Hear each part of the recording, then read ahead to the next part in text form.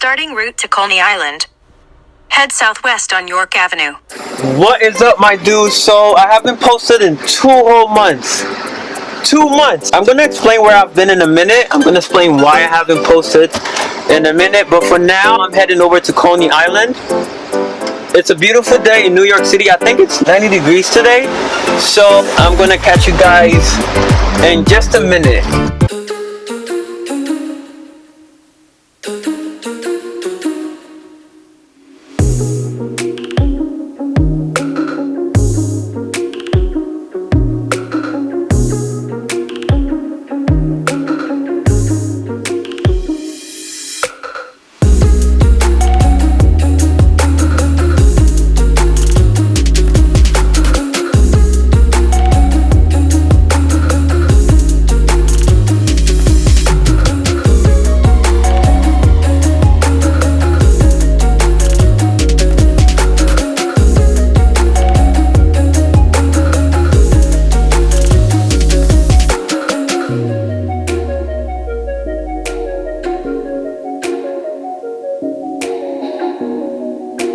Alright, so we just got to Coney Island. I'm gonna put the camera down and enjoy myself. In the meantime, you guys enjoy some drone footage, and I'm gonna try to get some shots off my phone as well. So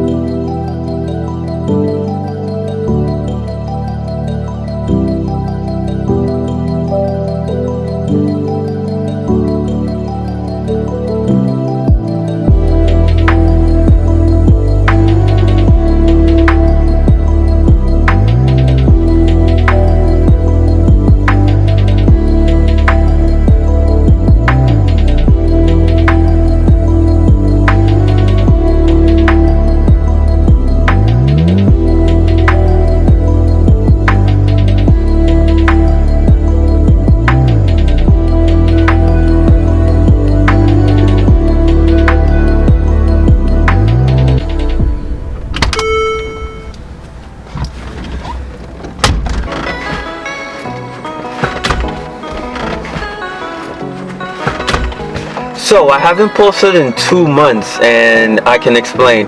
Right after my last video, which I was at the New York Auto Show and I brought you guys along with me, right after that video I had a 3-week Europe trip planned. So flew from JFK to Paris, from Paris flew to Rome. There was a car passing by. Spent some days in Rome, and from Rome went to Capri. It was an amazing trip. It was supposed to last longer, but honestly, after 3 weeks, I was ready to come back home. It was just a lot of back and forth. So we were supposed to do Paris, Rome, London, and I believe Spain. But like I said, after 3 weeks, I was ready to come back home. So we cut the trip short. We flew back. When I got back, I had a lot of catching up to do in the office. So during the Europe trip, I honestly didn't feel like filming. I'm gonna be honest with you guys. I didn't feel like filming. This camera is big and heavy as it is. I didn't feel like carrying it literally everywhere I went. We went to Disneyland in Paris. We went to the Louvre Museum, the Eiffel Tower. If you want to see more footage and behind the scenes of my Europe trip, just feel free to go to my Instagram. I have like a story highlight for every country that we visited. Like I said, we flew from JFK to Paris. Paris, we flew down to Rome. Rome, we went to Capri. Capri is like a little island on the coast of Italy. By the way, if you guys do not have Capri on your list of places to go, please put Capri on your list ASAP. That's a beautiful island. People are amazing. Food is amazing. Scenery is amazing. The waters, the mountains. So yes, put Capri on your list. Places to go. My entire Europe trip was amazing. It was really a culture shock because it was my first time in Europe, and I didn't know everything in Europe is so small. Cars are small, hotels are small, roads are small, elevators are small. The elevator in my hotel could literally fit maybe 2 or 3 people at most. It was a great experience. to appreciate other parts of the world. As you guys can tell by the title, something crazy happened in Rome. So let's begin the story. So we flew from Paris to Rome, and then from Rome, let me close this window because cars keep driving by. We flew from Paris to Rome, and when we got to Rome, we took a taxi van from the airport to the hotel. It was about a 30-35 minute drive. When we got to our hotel, we took all of our bags out of the van, and it wasn't a prepaid price, so we were talking with the driver on how much he's gonna charge us. Mind you, our bags were literally by us. We weren't being careless. We were being very careful, very cautious, very attentive. Before we went on the Europe trip, a lot of people told us, be careful in Europe. Europe is dangerous. Well, not dangerous, but be careful of pickpocketing, be careful of stealing. There's a lot of that kind of stuff going around. So we got to our hotel, we took our bags out of the van. Our bags were literally by us as we were speaking with the driver, trying to discuss a price that we're both gonna agree on. So as we're talking, I see, like the corner of my eye, I see a guy coming by on the motorcycle. Mind you, we were on the street having this conversation. The hotel doesn't have a drive-through or a roundabout that like incoming visitors or incoming customers like drive in and offload their belongings. The hotel is literally on the street, so when you get out the car, you're literally on the street. The corner of my eye, I see this guy coming on his motorcycle. I didn't pay much attention to it. I didn't think what happened was gonna happen. He's on his motorcycle, he's riding by, and he's wearing a helmet, and like I said, we're talking with the taxi driver on how much he's gonna charge us. So out of nowhere, this guy just grabs one of our bags, and I'm telling you guys, everything happened so fast. He was wearing a helmet, so I didn't see his face. He definitely said something smart when he grabbed the bag, so he just grabbed one of our bags like really fast. And like I said, we were on the main road, so he grabbed it, said something smart, and I kid you not, maybe it's just I'm just making things up, he either said welcome to Italy or like effing tourists or pay attention to your stuff. I'm sure he said something smart. It was in his language, so I didn't understand what he said, but he said something and grabbed it. And then when I turned around, I screamed, yo! This is exactly how I screamed, yo! And then as I said yo, he was gone. He just gassed his motorcycle and he was gone. So I started chasing him. I chased him about, I would say 100 feet, and then I realized, you know what, I'm not gonna catch this guy. This guy is on the motorcycle. This guy can wiggle his way through traffic. I'm not gonna catch him. So I turned around and I started coming back. There's a mosquito in the truck. Alright, he's gone. I turned around and I started walking back, and everything happened so fast that it was just, when I was running back, everybody was asking me what happened. What, like, why are you running? What happened? So then I had to tell them one of our bags just got taken. That's how fast everything happened. So we were all in shock. The driver was in shock. I was in shock. Soraya was in shock. Luckily, our passports weren't in that bag that got stolen. It was just all material items. Thank God. That would have been a whole nother fiasco, a whole nother drama to try to get our passports back. We would have to go to the American embassy, do a lot of paperwork, file a police report. Trump would take credit for it on Twitter. He would go on Twitter and tweet, I just got 2 Americans out of Italy. They were stranded and I came through, I helped them, blah blah blah. That would have been a whole drama. So thankfully our passports weren't taken. Everything that was taken was the material stuff. So anyway, fast forward, we paid the driver. By the way, we shouldn't have paid the driver. He caused our bags to get stolen. He stopped where he stopped. He parked where he parked so we can get our stuff out. So yeah, we shouldn't have paid him now that I'm thinking about it. Anyway, we paid the driver, we go to the hotel, we check in, they notice our demeanor, they notice that we're kind of down, and the guy at the reception asks, like, what's going on? Why are you guys so sad? Why you guys broke down? So we tell them like, my man, this literally just happened in front of your hotel. One of our bags got taken. Literally 3 minutes ago, one of our bags got stolen in front of your hotel. So he goes on to apologize that he's sorry. This is not Italy. This is just a small group of people that does this crazy kind of stuff in Italy, and that he's sorry. He was very apologetic. He upgraded our room as a courtesy. He offered to file a police report on our behalf if we wanted to file a police report. But you know what? We were only in Italy for 4 days. We felt like a police report wasn't gonna go anywhere. Like I said, the guy was on a motorcycle. He had a helmet, so his face was covered. He didn't have a plate on his motorcycle.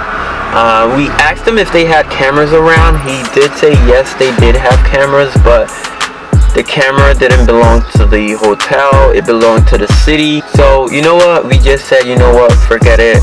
Life is more precious. We're still alive. Nothing happened to us. We went ahead and enjoyed Italy. We did the Basilica, we did the Colosseum, we toured the entire city, we went to Capri. So yeah, so if you guys are going to Europe, Paris, Rome, if you're going to Europe in general, let me put this window back up because there's too many cars driving by. If you guys are going to Europe in general, just please be careful of your belongings. Be very cautious. Pay attention to your stuff. Wallets, do not take anything that's of high value, because like I said, there's a lot of pickpocketing in Europe. So yeah, that's my little advice. That's my little crazy story in Europe. So hope you guys enjoy. The next thing that I want to talk about is my truck, my G-Wagon, my Peyruis G-Wagon. Everything is great with this truck. I'm loving it. I can't ask for more. I'm having one major issue with this truck. So let me explain. Anytime it rains, this driver's side footwell, I don't know how water is getting into the truck. I don't know how water is sneaking in here. Every time it rains, it's literally like a swimming pool down here. Like I said, I don't know how water is getting in here. I have 3 or maybe 4 possible culprits. So the first one that I think of is that water could be sneaking through up here. There's drain pipes and drain passages in the sunroof, and over time it gets clogged up. I've had this car for a year now, so officially it's gone through all 4 major seasons that New York has to offer. It's gone through winter, summer, fall, and spring. Is it possible that during the fall, when all the leaves were coming down, the drain pipes got clogged up with leaves? It's possible. Is it possible that it's filled with debris, blah blah blah? It's possible. Like I said, this car has officially now gone through all 4 seasons that New York has to offer, and cars keep driving by. That's one culprit that I think that could be causing this swimming pool issue, that every time it rains and every time I go through a car wash, water sneaks. It's only in the driver's side footwell. Passenger side is fine, everywhere else is fine. It's only down here that water, I don't know how water is getting through here. My second culprit is usually every car in the hood, there's like drain passages where when water escapes it gets to the ground. So it could be somewhere in the hood that's clogged up where water can get into the ground. My third, which is less likely, is the air conditioning systems. I highly doubt it's the air conditioning system. The fourth one, I did some research online, and apparently this is a fairly common issue with G-Wagons. So apparently the mounts that the wipers are mounted on, over time the caps get weakened or they get loose and water can sneak through there into the vehicle. A lot of G-Wagon owners have had this issue in the past, so could that be the issue? Hey, you never know. But anyway, I have an appointment with Mercedes. This truck is officially due for its Service B. So Service B, I have the email here.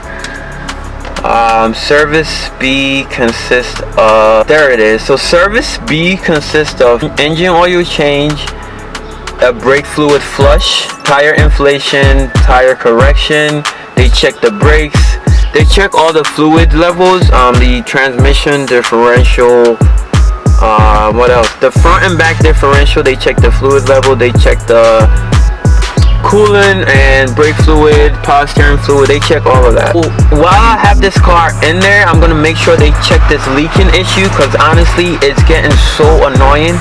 Every time it rains, I have to come here, take stuff apart and literally dry it. Like try to use a towel and try to, you know, squeeze all the water out. It's getting annoying, and I don't want to go through that every time it rains.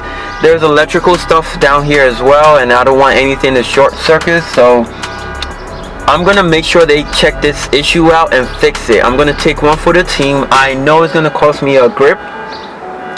I'm already expecting a $800-900 $1,200 bill for the service B, as well as fixing this leaking issue.